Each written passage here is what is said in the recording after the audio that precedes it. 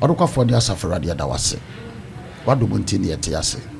Where she be a frost for some now the dance dear mapa a shade and mama. Ishranka would deem whether Radi Yesu Christo demo. Yadoba by him, yes, said the the Casatre said Yanka used to be a Casatre. The Modim Tian Wapasanya Castle Maso. Whether Radi Yesu Christo demo the Asram Pabwe. Casa Amen. Amen. President and Odi Asamaba. Na asane yebeko yasem so no pese ye kan asem bi na ye gina so twetwe nkomo nkomo a pese ye di sade wo kan no nkomo no yo sha se free Psalm 11 okay yes 1 2 3 ne hiya me pa o kan asem no sisi ya no me yem hye me ntimi ye se da bi ni ye ndu su ko Bible ni me fa be chiri enti Psalm 11 verse 1 verse 2 verse 3 anyom dubako ntie dubako yimu baako kosimiensa yimu baako ekosimiensa Erade na medwane kotoa no ti asem na wo ka ne yo medwane kotoa Erade ade na mo se mekra se afi obekire die nti a wo dwane nim die nti wo dwane kotoa Erade na o kire mu obi se mekra se dwane sa no ma akomo beposo wodim de me beye wo a dwane ko ti sa no ma akopeposo na hwe abonefo kuntunu won tadwem abonefo kuntunu ne tadwem wode wo memma asi homa so se wode beto aba akoma mu tenenefo esum wode beto akum akoma mu tenenini ewusum se wo sei nyina so a se ye sei nyina so a otenini be ye otenini ebe ye den kan hobrofo mame Psalm 11 verse 3 if the foundations be destroyed the foundation be destroyed, what can the righteous do? What can the righteous do? What's some now kind of man yam shimmy? Otini ni a wabeji Erade dia be Erade ban. Bible simi Musa says unyina so foundation no a wode ba no say ya. Foundation na wode ba ne nye papa. Fapem na wugina so no enye papa untimi nye hwe. If the foundation be destroyed, what shall the righteous do? Did you say because a foundation? Yes, sir. Yes. You see, Danya, you did to two form. The form now you two. And you die no, you see the plan here or near the concrete boom. Near better block 6 inches. Yes, sir. You do baby and near fail it. Near castle. You see, the foundation to flow level. It is dining in a begina half a pim no ayayeso. Naturally, si bi musa otiri ni bi a wotie bi onyame ba bi a wotie mi se wo ba wi ase de kafra se wo sai nyina so fapem no se ya edie na obetimi aye. If that foundation is destroyed, what shall the righteous do? President ye wo ye mu bebrebe ye Christopher ye bre ye yontimi matese pa sorry ni nyina ne se ya foundation enye ni nyina ne se ya fapema ye gina so no abu ni nyina ne se ya fapema ye gina so no enye papa. Bible can send you Jeremiah chapter 22 verse 29 and verse 30. Papa bi na ya ade o president wutie ni papa bi ya ade o es papa na wa ya ade no ye frɛ osoro de asase abedi danse ne abedome no na tie dumi a ye bedome no. Jeremiah 22 verse 29 and 30. Bible says oh asase tie Erade asem se Erade sie ni see the Erade sie montwere oberema yi ho se abrantie we twere de won ho se oye de oniba oye de onyaba oberema oniyi oberema ondiye nenem nyina na nasefo mu bia obetena David nasefo mu bia obetena David ahinwa so no wodi da so bie no eni oniye ne mama na nanom a wo munya ma asase so ya domi ato wow se onye yie papa we montwere won ho se onya ba na siri mu ni bia ba onwo na mpo so onya ba de ba no onye yie akoda no a o ma wiase ne nana bia o ma wiase ne nana nkanso bia onya ma wiase no ya domi ato eti sa akoda ne ba wiase a ni nyina so a wode ba de no me foundation ye foundation or deban. Enye. First Chronicles chapter 4 verse 9 tell you binya brantie bi Bible me friend Jabez. Enye ono nko ane ma me ba. Bible so fra wo ye ba no wa ni monyam che ni nuanum nyina na se nuanum bi ho dada. Nanso ma me ne wo akoda no ye wa wo fa mu. Se na papa no na eja no. Se papa no amfi no aye ni Bible anka ho asem. The Bible so the yaw to akoda no so. Enam sa akoda no yaw bi da no so free na hyase enti no. Eye no me nsem a ma me ne kan no. Akoda na ntimi ampeja. First Chronicles chapter 4 verse 9. Verse 9. Na Jabez nyen monyam sene ni nua no. Jabez ye ni monyam fo che ni nua no mo. Na na to ni din Jabez. Ne na to ni din Jabez. Efri se. Oka se. Me de ya na wo. Me de ya wo na e wo no. Eti se na ya wo mu ya wa na nyon no nko ane ma me ne ba. Eti se ya wo mu ya wa de eti na we de ya wo to ne so. Akoda ne foundation de ba wiase nyina ye yawo. Maame na say bie na no aka. Eni ti na be catch no bia say memfa spiritual life. Nenso me twa no twa no me hu say bia nka hyase no na nko yinhyiraba. Yinhyiraba. Odi ani monyam fra wo ye bae. Nenso dan wa ye wo no no ana maame ne kese no. Odi yawo to no so.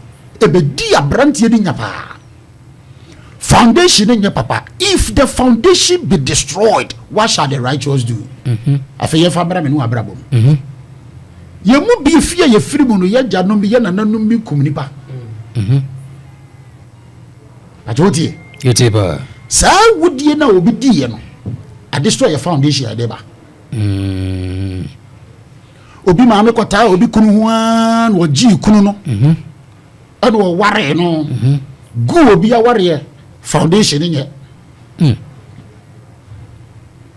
Bi kota obi yire ho an wo ji ni free ni kunu nsam no na be wo foundation nye. Pajo utie me. Yete ba. Papa bi ni obi nyim obi wanye akura da oba the foundation nye. The foundation is destroyed.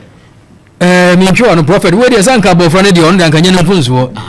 Sem de mom ba bia enane aja akodi gaso bom aya wo me me dan ka me bon ne se ne no me ebetim beda sa nipa no so. Ti na Bible kan Psalm 11 verse 3 na kan no se nyina so ne se ya otene ni ntimi nyawe. If the foundation be destroyed, what shall the righteous do? Wan kan nipa keke wo so otene ni. Not just the foundation of every human being in us. What would the baby you free but here papa.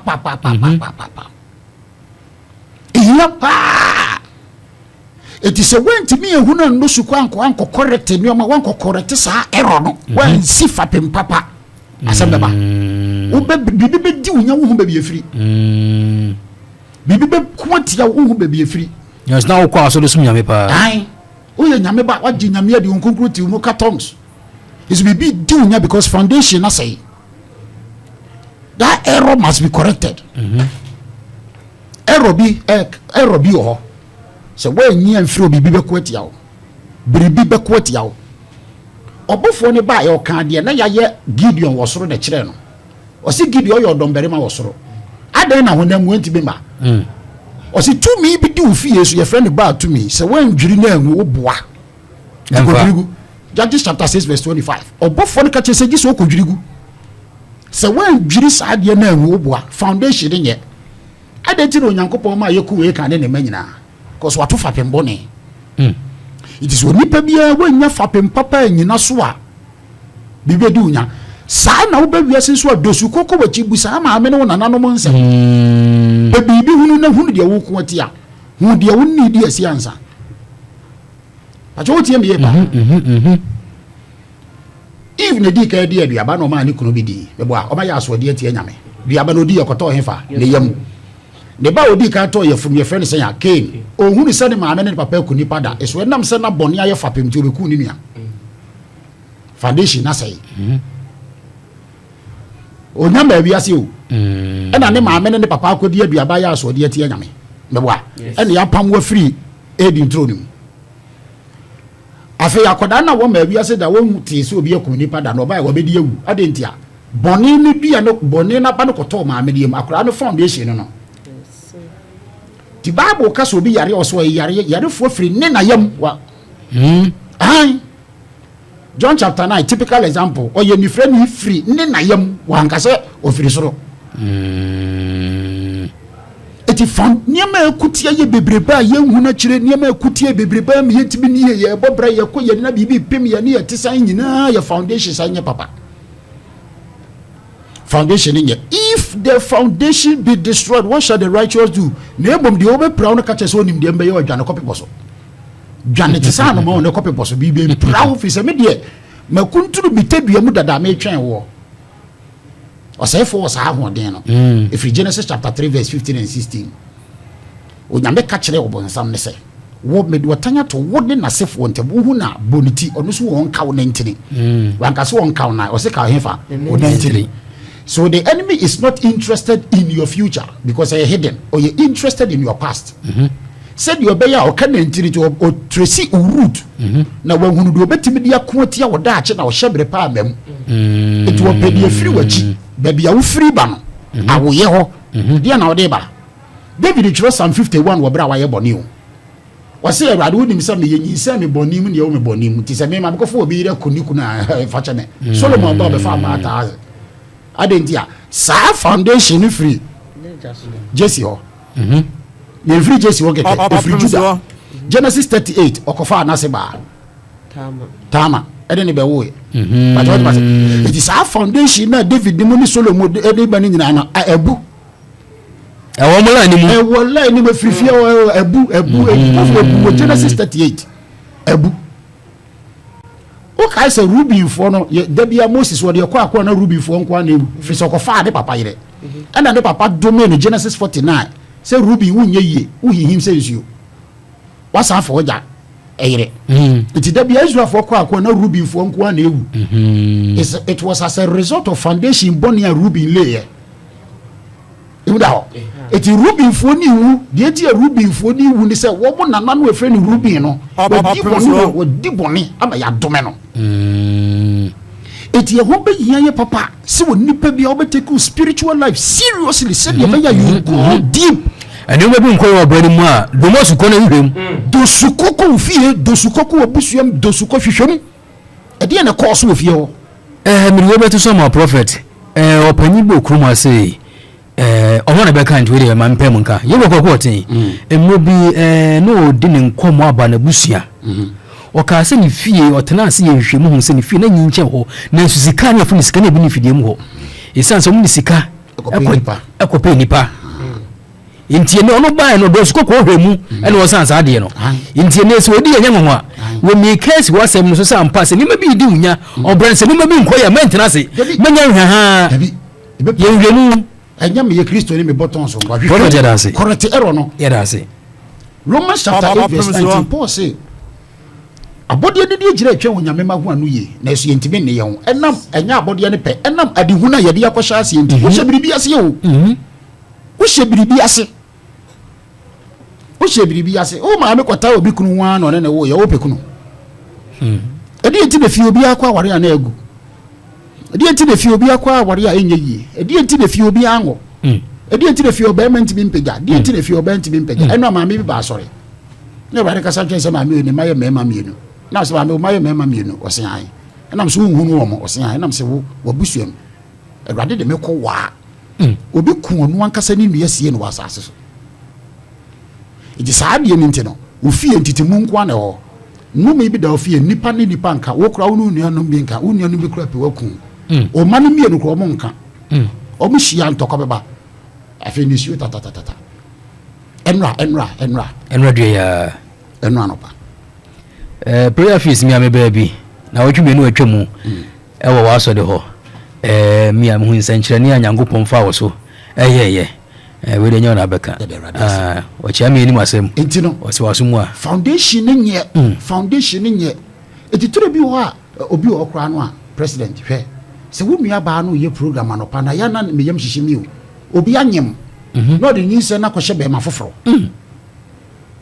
obi ti aware ase o wanyem o de nyinse na koma be ma foforo obi anyem emema mienu ni ya twe na baaba uti be bi foforo nso a akoda bi anyem ye huni papa ni ya twe ho baaba na ko radio so gisi ko ye DNA he fa pem ne nye saa akora na wo ba no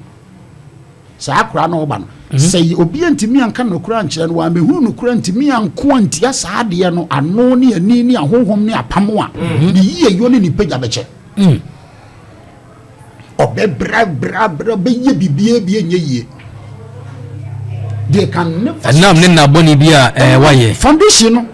I'm not interested in Bonnie. I'm interested in the foundation of the child. Quite fast we won. He na ufiri awoba. Obi ye sofo. Our reject ye won fear went to be see an order because on your against I didn't be dealing with. But what must say? It will interest you to know so be a sofo or ye gamafo. Sofo or ye slave to harlotry because power be error be a kosoma power be a take you over. So when man break his power now correct his error no edene. Kafra be mamenka sembi. Be dealing with a certain family. Certain family no ye then say papa and faba in here be fenua. Bro for your say incest na incest. And no kwanda koso fio. The ko na me no mo bon empire God took me to deep in the 1970s. Papa bi di rade de mame hwan ne papa we o se nana nam se o no ba bi se ne ba se nipa no anasefo ye sa de papa ne ba ne wo no wow udi papa ne ba wo e na sa nipa no a mimi ko fie ko bo mpa ya ma no ono so ne ma ne nananom de ekoso ano no wow it foundation nye demonic repetition, demonic reoccurrence. It's foundation. No. Enye. It is yentimi anko yechi anko dosu kwa anko hunu sa foundation no ebunu na ya anya hu adwuma. There be obwa. Yesu ya konkron meboa. Ni wadi boneda. Aden ye de ne kosi mu ho sesi mu nhira no. Ye de abuburo mienu ko ye twa ba ko ne ja ba ko. Foundation ya Yesu de ba enye. Ye. Judah akofatama. Jesus Christ. Yesu. Rahab jamafo ba no ti Jericho no Yesu na na. Yes. Jesse no a David oba with David amana begina konwa no. Jesse na free ni yirechi. David free ni yirechi. When na Yesu pie free ye. Luke chapter 1 verse 32 about for catch say Ruade de nature David akonwa. Eti wonya ebone de na so Bible so ba na ebe wo na drag obi da ho twen no ade ntia o tracy route no. O tracy route no. Jacob nshira de ba no a ye frɛ no Dan. Genesis 49 I think verse 16 and 17. O se Dan be your Kwanso route ya. Obeka oponko 19 ne sote for the behwe ase. Na just was say for no the into you interested in Opemsuo. Said you obeka na oda ache no amam. Edit na Psalm 77 verse 19 and Psalm 79 verse 17. A Bible say Awurade de na kwan to usuom ti obi ehunu na namon. The enemy is interested in your root. He na ofriba. Interested in the foundation. He na ofriba. Ufapem na wode ba ne sidie so. Odim say Jeremiah 29:11 onim adwen pa wo dwen fa onya bone papa so be mo de da so ne ewie pa. Ene ma me fa root ne nkuntia no. Ewie pa na me. Ai. Ana. So bi obabe se bi abonsam ne so nyame yehira wo. Obo wi ase no asa no be wi Genesis chapter 1 verse 26 to 28 ansa no nipa mai kwa no wehira no. Onipa ba wehira no. Tu odim se oba wi ase wo di nhira ene hyebere pa bi. De bi ma me fa de woni na nam nkuntia no. Bible si wi ase nyina Moses na na adwo meboa na ye den na afi ebufu bewura Moses ma na ni hu ke na ne nansi ho e woni na nam ne na nanu mienu ye frɛ ba ko Simon ye frɛ ba ko Lewi ne na ba ye frɛ no Dina e na Samaria ni be ma repu Dina e na omko Simon ne Lewi ko Samaria fo no sɛ ye papa sɛ mo be ware enu aba ne dia ye metwa mo twɛtia nya apam ne ye nware mo wo se wo ye pe wo nu aba ne nti ye be ye okay omutwa mema ni twɛtia ne 3 days na ekuro ni gire mpa no mkoku wo nyina wow it is Moses or the Obabe so ha onya or the sikaba onya ne mo mabufuo na wo na ne mo foundation na aside de onya ti yebu bebre ye bre amane ye hunu kwa ye nkoso ye nsa so sikamu ana ahye enye se ye good managers o ne mo foundation nye error bi ho until that error is come here bi da busu ni bi da ho bibi sho Paul Asamoah kan Romans chapter 8 verse 19 tie. Osma for Paul kasayo. They know. Romans chapter 8 verse 19. Na abodie na ne agina. Twa Nyankopɔn ma ho yi. Twa wo Nyankopɔn ma ho yi. Na wode abodie na hyade hu. Ye de abodie na hyade hu na se. Enya no a. Enye wo no a ne pɛ. Na emom de wode hyase. De ye de hyase ni ntia. E de foundation ne wan. Na we see that foundation in your papa mu. Just if the foundation be destroyed, what shall the righteous do? Sa niema wo nyina edi enya. Obi wo no de nwa kwaja biribi. Me kwa abo, me kwa adwuma we abo hora nwa kwaja biribi. Me boa. Na ne mane adwuma na ye yie ne mane na ne ejidi mi wa musubu nim ba bia. Foundation ye biba be prawo. Obi timi sabi obi ti bodu akun obi. Eso akọ rose ka so ka se no ano. Nipa na wo kun no abeye error bi ato ma no nana no mo. Eti wo pie fie na ye sofo na wanko antia wanko deep down anko antia be de miame ho be example a kire wo ko suta pie kroma akwa sie ye ho no bo se dan bi si o ade bi sim ye fe no menti be mo ne di na se menti ba bondia okay be se kwa ampon na di ko dia ho okay me se kwa ampon nyo no ba ko na wo me si so na me ka se me ye guy me hu na me ne me wo Mini aba na onu obi awo me bra wa ware ayo aya ifrosis ya tin cry otimi kro ba Africa Kumasi. So we have to go deep. Me sha say me ye fasting about saade no say saade no masis what ade na ekoso ade a me hunu wo mani so no ene ade a me ne di asie no bra me ka kire o ye mbehwe. Wow. Ade na wo ifie bi wo ye di bibia duam wa hunu saade na ye di aduam na wo boa wan kwantia saade no wan tene saade no wo boa no say fo so nim say ntino no aprim ye nananom ne ye papa no makoma akobusa nanane bufu olma wo si so bo obra sai akobusa nanane bufu wo bufu sai eye potu wo ye komodie chira yen ni amfele ukonya pani pan so no wo chira na kola ade o ye ya amo no so bufu oh wi ase wo nya akoma pa hunu bibia wo kobusa wo nanane wo papa sai de be ya betene saade no na foundation aye correct no na wo papa ne bufu papa nso wo hunu se de ade we edinya o kire de ba no onvi me ofa ba ko ne na me olu me tunu fo se ma anya o so olu ma ba bi oduru ya pa ma hu se nya ne me nuru o me di na hu se nya me jai ye nyina be jai yes imagine o papa na o pe ma sa me na tikuta bro 100 ne dan be brebe o ni dan be no on we ase it eni me di nya foundation na bu foundation no crack wo foundation nya papa eno so ne yesi dan na si edan ni mem edan ni bu nipa ntimi ni ye nipa nkoso nipa bi pa ye bibia na asai aden na ye hunu de wo se ye Jabis Opemsuo bad also or them Bible by ebedaneno. That is the spirituality I talk of. It will never be here. You must be spiritual enough to go deep to your root. Nid mabuso bi obi antia wariase ba ko bi pe na ni kunu tan no se me hunu saade no na me ka kire me ho se me ko atia saade no fortunately also na na last born. Wow. Ni kunu wu be 2-3 years November not 3 years was me masadi we enni me nyada. She devoted herself to the Bible. Opa frɛ nkokokora gina park so na bo mpa na bo Yesu di obeba. Ona devote herself to affordable. What the imagine gura Yesu me ne nananom. Joshua si free na ekode me ni me fie de ye be so masafo awrade.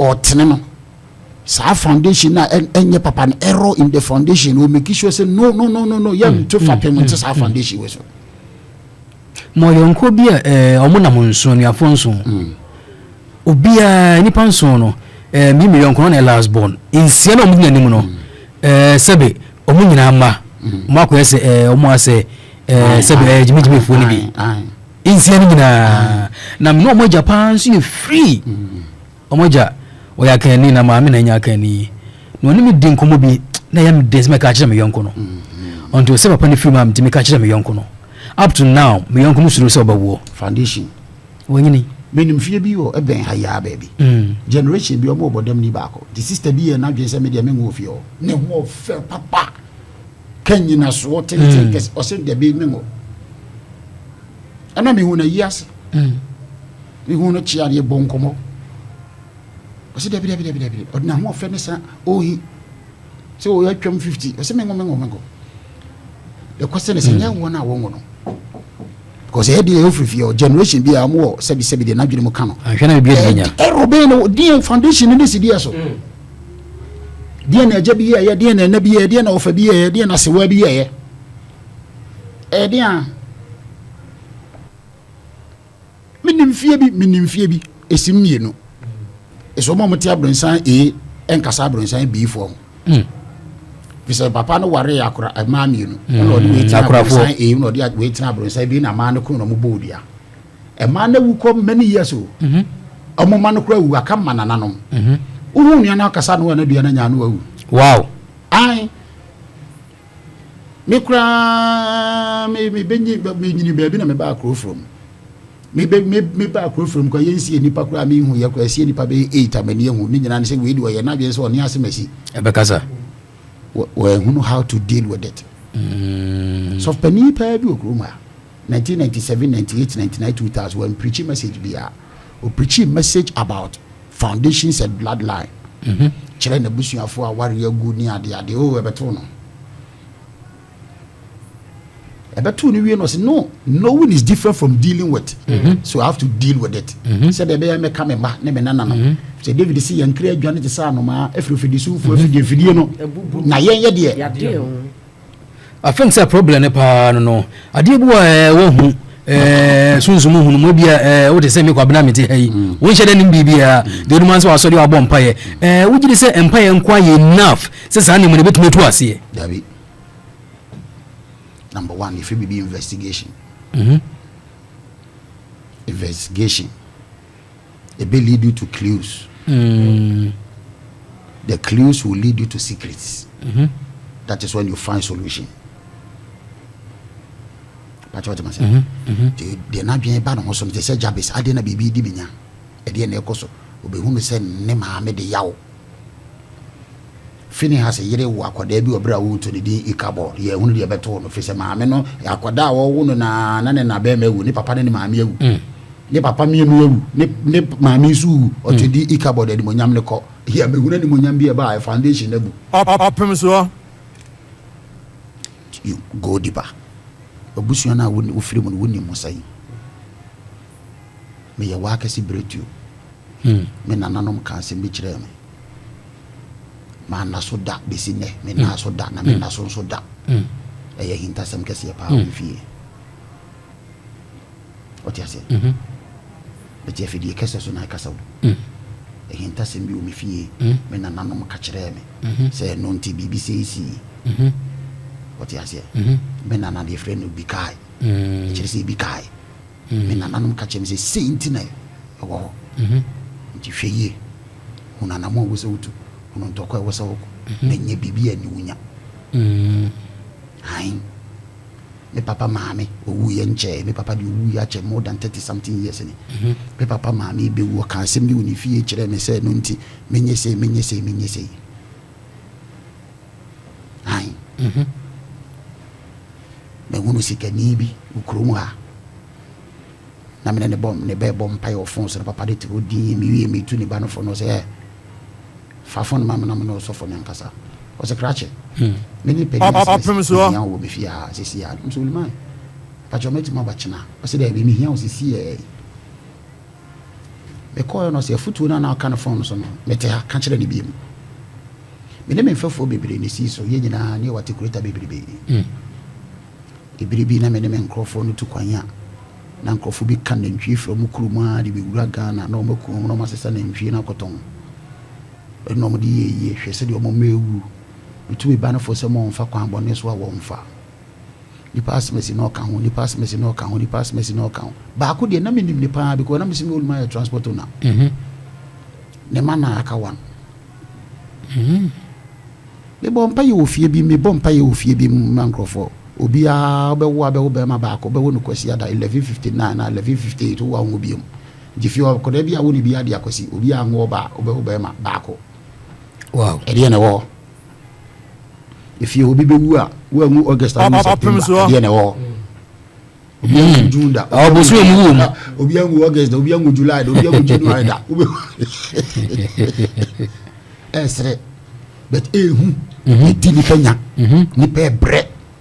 Nibu dosu come, say a wound send me. You pass on your preacher obedi na obo sebo jesu wa me ni ade ade enu nya nyamesemo me bi su kura mu fom enu nya nyamesemo nyamesam pa ne de mo nipa koma dwene na wo nipa dwene Bible say na Peter kasa wo na koma mu John the Baptist kasa wo na koma mu nyamesam pa ne de be wo ama wo ni aba won so say tu na mo bi ne oba ya won sa chew dem fe preacher ko ye may the Lord favor you hwan ni ade ade David nya no ni nyamesemo.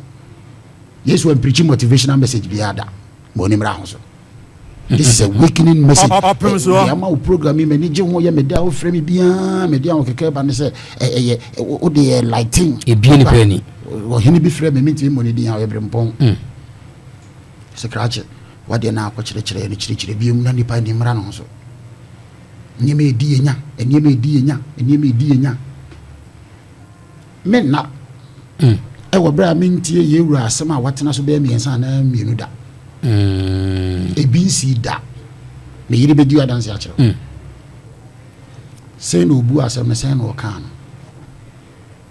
o tia se be di nyina hu se ko se mmiri bi yasem bi ba na no na mehwe no YouTube ti da bi o we no di bi enye ye ne na bi ya de se ko ju so gu ha debi on say foundation ni nyo ti abeka obi a wo se nkonya akonya foundation bi ebunti no ya kire busu edua na je se ba akubu man kate bone what you say e den ti asema wakofa be ehu wo se ye dosu ko hwehwe mu ye dosu ko ye busu busa nse bi pede ma bi a kire kwan se minchwa no wa me hu ni ma fa so eba de mepe se e be ne se the solution because you say ade insan ye no ye mfansuo enye wakoye sofu ni wani bi ha se de woka no ebi ha minim se ni nyina na sofu betima ya na se ebi ha nya sofu edunsifu de betima ye ana ho amana se onia na de betima dan na ade na kan ko pa nchiro ka che me sofu die ti se soja ye di na betere